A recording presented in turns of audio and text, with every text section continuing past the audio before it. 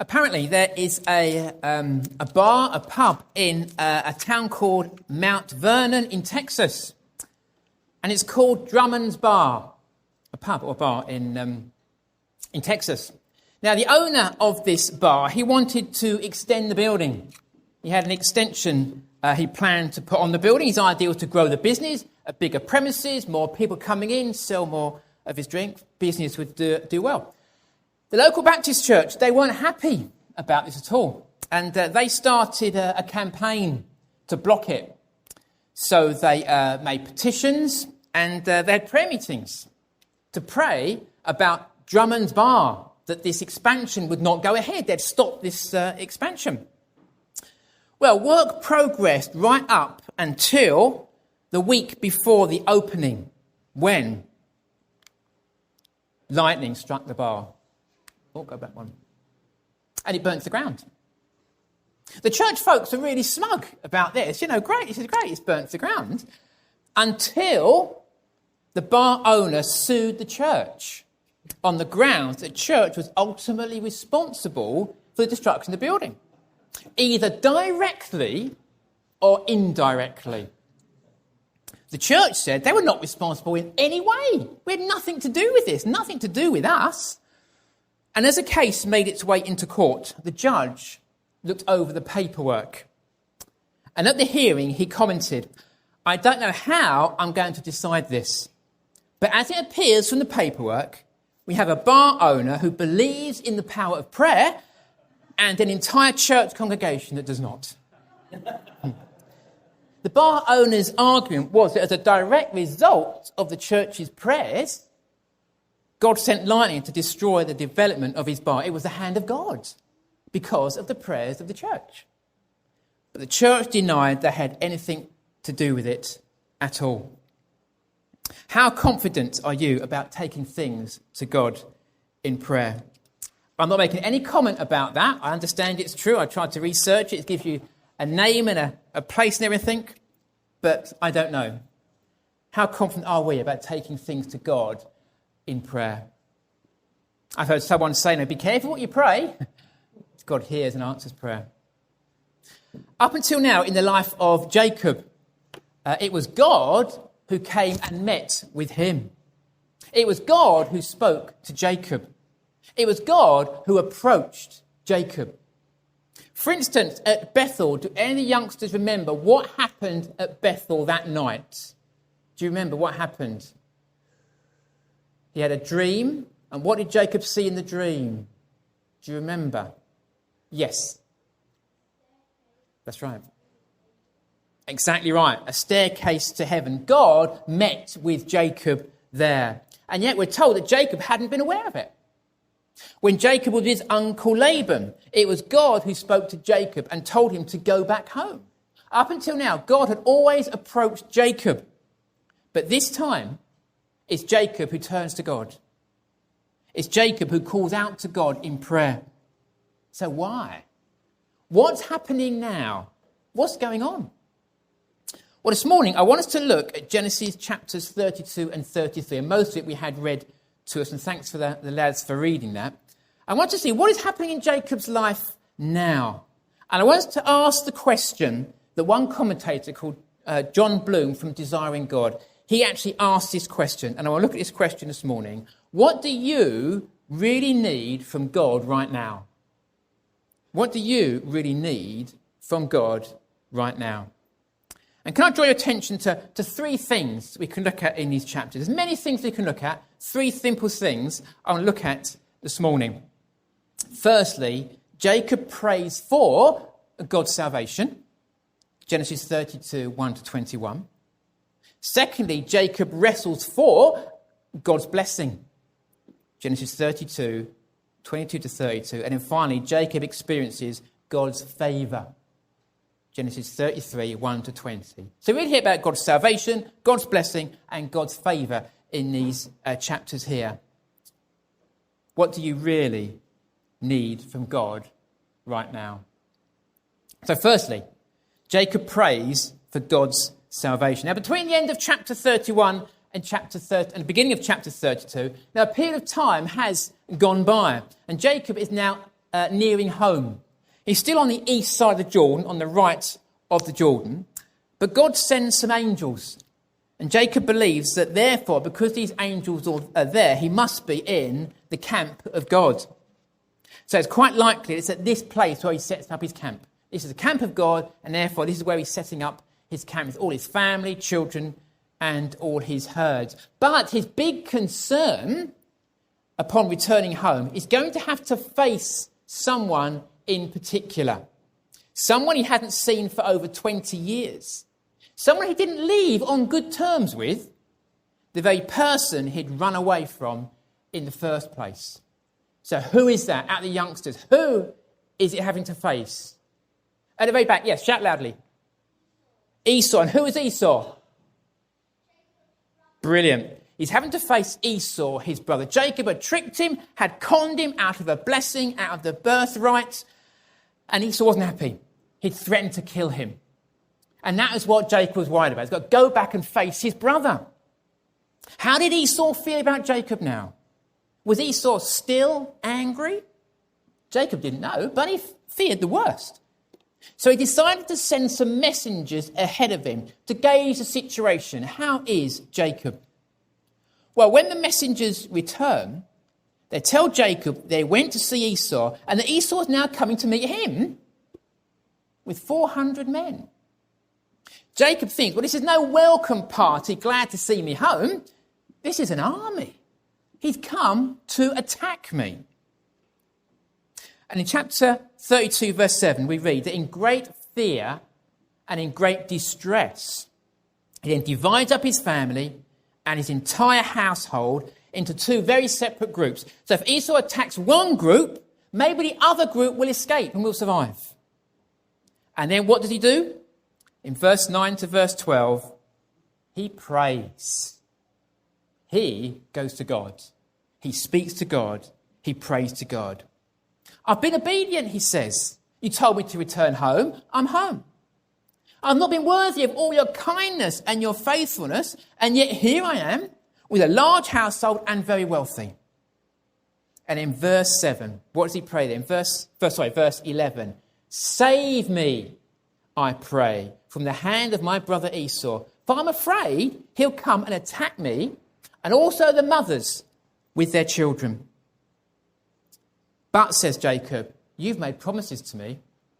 You promised to make my descendants as numerous as the grains of the sand on the seashore. And if Esau attacks me and my family, that promise will be broken. What a prayer. What a prayer he offers to God. So he starts by saying that he's done exactly what God told him to do. He's come back as God had said. He admits how kind and how faithful God has been to him as he sees all his wealth and his herds and his family.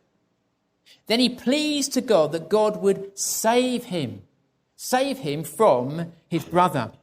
And in fact, Jacob quotes back to God the very promise God had made to him that would mean his family must be kept safe for this promise to be kept. The promise that his family become a great big nation and that one of his descendants would be a blessing to the whole world. If his family got wiped out by Esau, that promise would be broken. What do you really need from God right now? You may not be facing the threat Jacob thought he was facing, but do you see that you're facing a greater threat? You're not facing what Jacob thinks is an angry brother with an army, but God himself. And how do you think that will play out? Do you suspect that, well, God will treat me as my sins deserve? Then you must pray as Jacob prays. Save me, I pray. That's it. Save me, I pray. Jacob had already testified in his prayer that God is kind, that God is faithful. You don't have to convince God to save you. You haven't got to bend his arm behind his back and say, please save me. You haven't got to convince him. But with delay comes a warning. And that's the verse we looked at a bit earlier on. Hebrews chapter 2, verse 3. How shall we escape if we ignore such a great salvation? If we ignore or turn our back on the salvation that God offers us, there is no other option. There is no other way by which you can be saved. It's only by faith in the Lord Jesus Christ. Jacob wanted to be saved from his brother. We need to be saved from facing God and the punishment that we deserve. Don't ignore that great salvation. Please don't delay. Please don't ignore it. There come a day when the offer is taken away, and it will be too late. So don't delay. Don't ignore. Is that what you need from God this morning to be saved? Jacob spends the night there, and for his huge wealth, he puts together a very generous gift for Esau, verses 13 to 15. I can rattle through this gift. He had 200 female goats, 20 male goats, 200 female sheep, 20 male sheep, 30 female camels with their young, 40 cows, 10 bulls, 20 female donkeys, 10 male donkeys. So that's quite a lot. There's a lot of animals there. And then there were gifts for Esau. And the servants leading each of those herds, they're kept separate. They were to tell Esau that these are a gift to you from Jacob. Oh, and Jacob's just behind us. He's coming. Jacob wanted to soften Esau's heart so that he wouldn't feel quite so angry towards him. But would it work? That was Jacob's idea. I've got my plan. Let's see if this will work. But was God going to save him from his brother? But then something very strange happened that night. Secondly, Jacob wrestles for God's blessing. Verses 22 to 32. Jacob sent his family across the river behind all these gifts of animals. It was now dark. He was all alone. But not for long. For a man, and it's not an angel. At verse 1, the word used in verse 1 for an angel is different to this word now. It's a man, it's not an angel. This man starts wrestling with Jacob. And it's interesting, the way it's worded in the Bible, we're not told he suddenly saw him. We're not told this man crept up on him. We're suddenly told they're wrestling. It seemed to happen very, very suddenly. The 1 minute he's alone, next minute he's wrestling with this man. But who is this person? And where did he come from? Verse 28, we're told here, then the man said, your name will no longer be Jacob, but Israel, because you have struggled with God. Who is this man? Jacob is wrestling with God. But this is a man. Yes, God as a man. The one who was to be born as Jesus, the very Son of God. This was no vision of God as at Bethel with the staircase. Not at all. This is the pre-incarnate Son of God. The appearance of the Son of God before he came as a baby in Bethlehem. Remarkable. God as man wrestling with Jacob. Not a vision. He meets with God.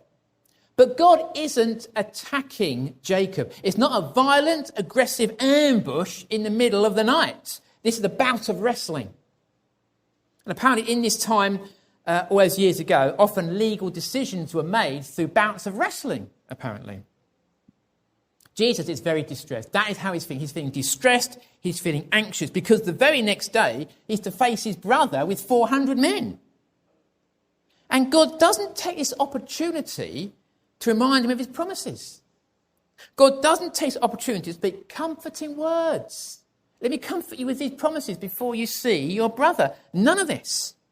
This man comes to wrestle with Jacob. Jacob is struggling with God. A very strange thing we might think for God to do.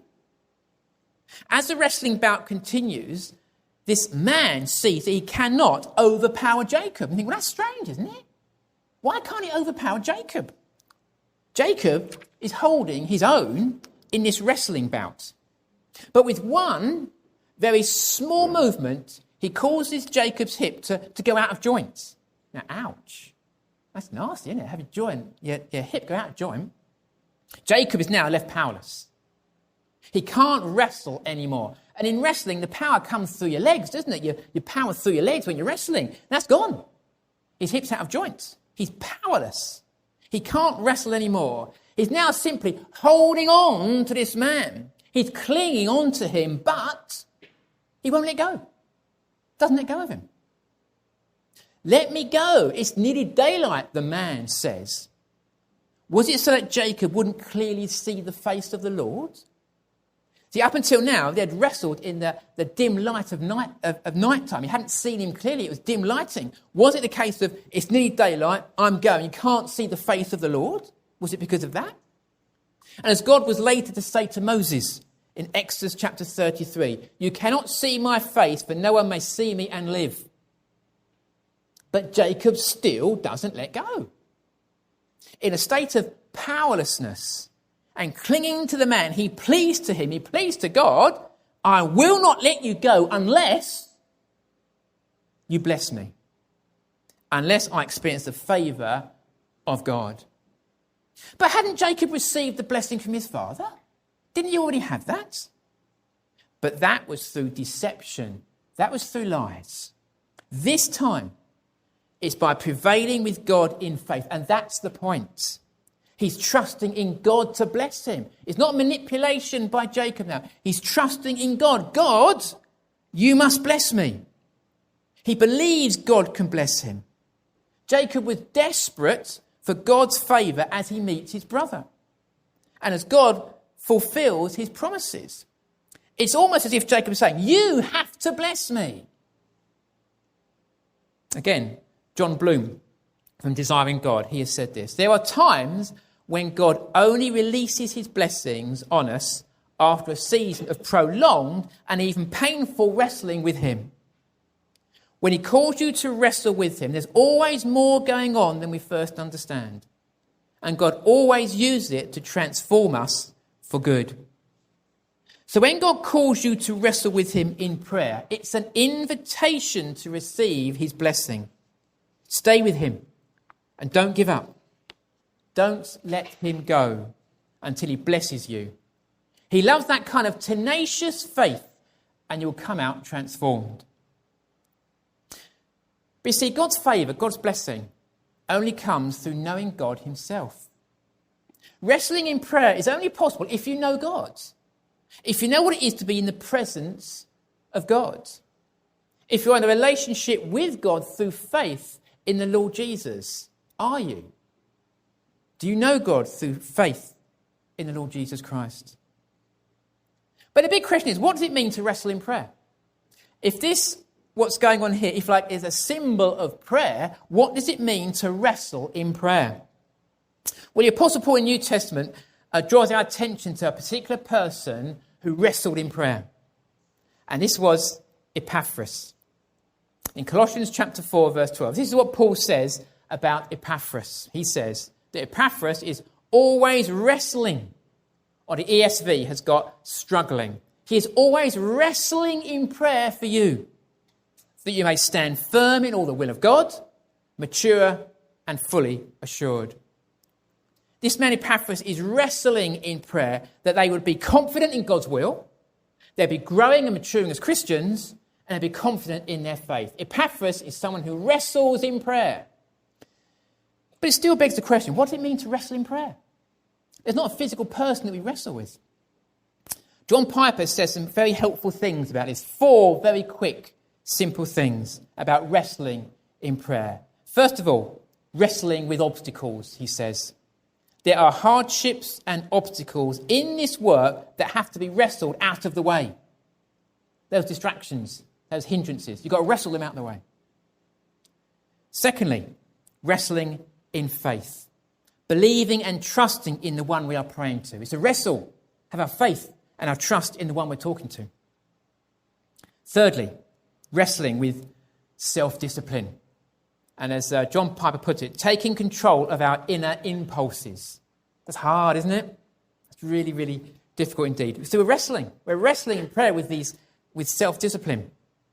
Then fourthly, he says it's wrestling in battle. It's a spiritual warfare. Satan wants you to stop wrestling in prayer.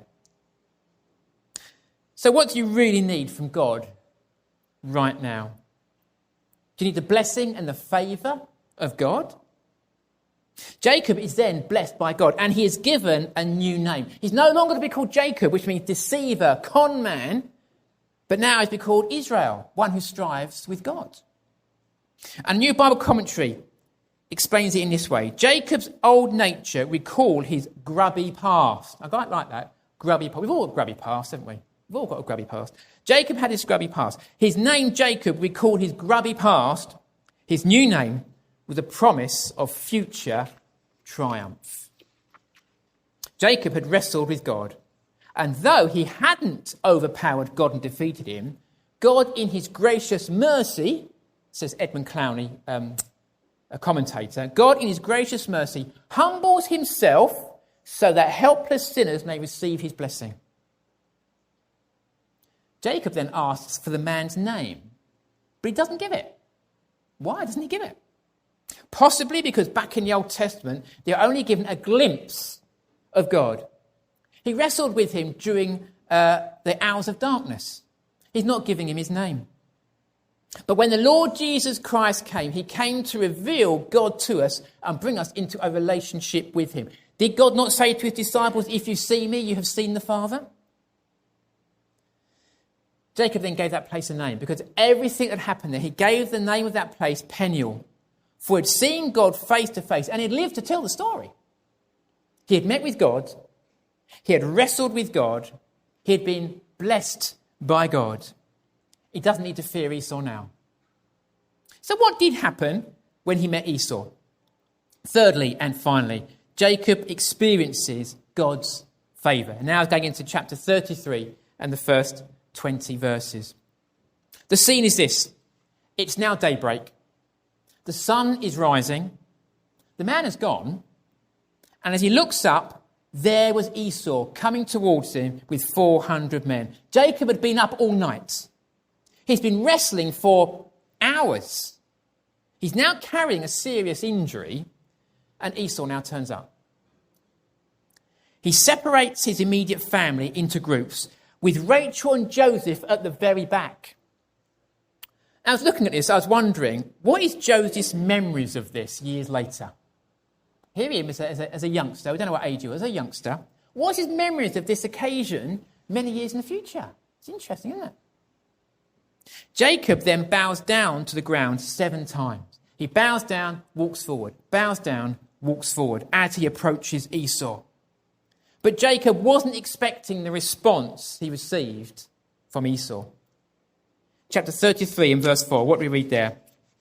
But Esau ran to meet Jacob and embraced him.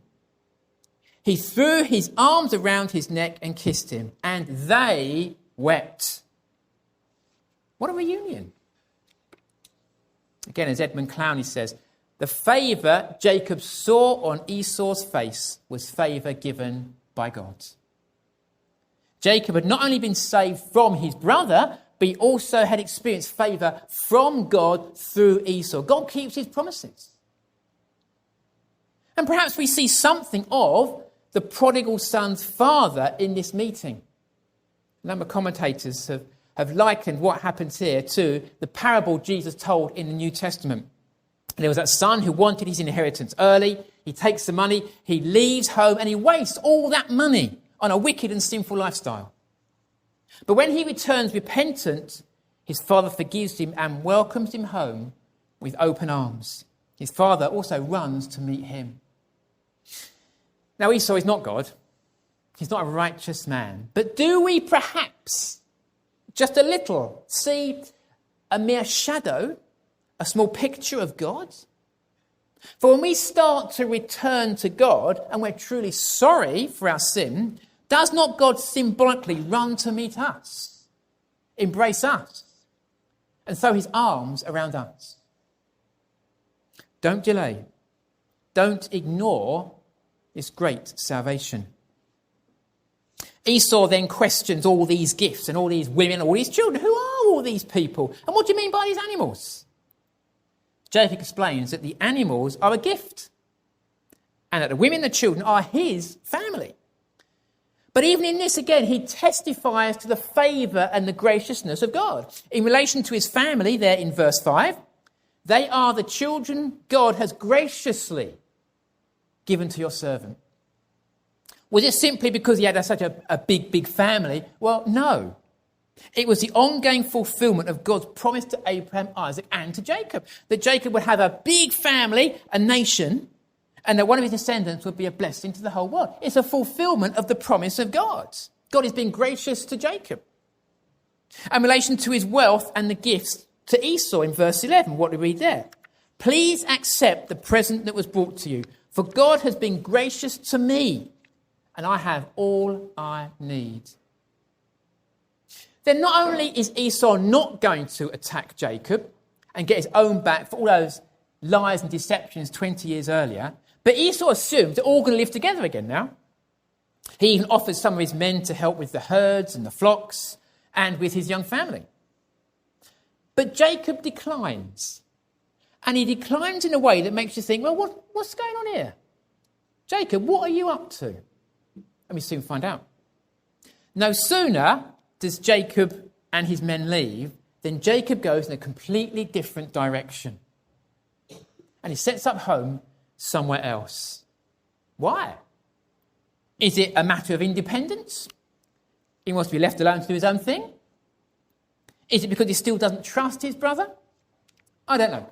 I've not been able to find out a particular... If you've got views, I'd love to hear. Maybe it's both.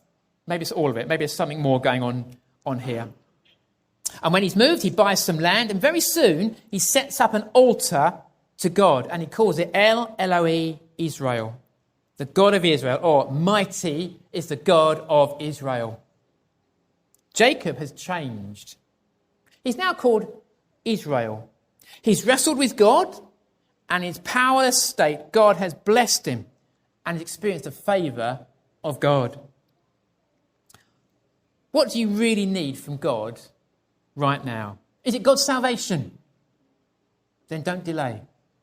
Is it God's blessing? God's favour? Then we're called to wrestle in prayer with him. What does the church here really need from God right now? Will we wrestle with God? Will we struggle in prayer? Let's ask for his blessing. Let's ask for God's favour. He will not disappoint.